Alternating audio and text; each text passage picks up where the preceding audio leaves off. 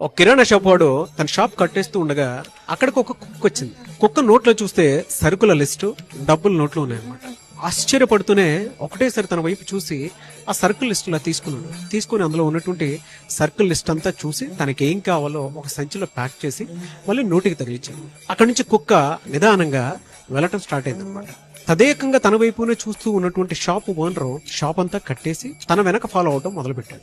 తను బుద్ధిగా చక్కగా క్రమశిక్షణ తోటి రోడ్డు దాటుకుంటూ కరెక్ట్ గా రెడ్ సిగ్నల్ వచ్చినప్పుడు ఆగిపోయింది. గ్రీన్ సిగ్నల్ రాగానే మళ్ళీ రోడ్డు దాటి అవతల వైపుకి వెళ్లి తన బస్సు ఏ బస్సు అయితే వస్తుందో ఆ నెంబర్ చెక్ చేసుకుని మరీ బస్సు ఎక్కింది. తను కూడా వెళ్తున్నటువంటి షాపు వాడు చూసి ఇదంతా షాక్ గురయ్యాడు. అరే, ఇన్ని గుణాలున్నాయా అని.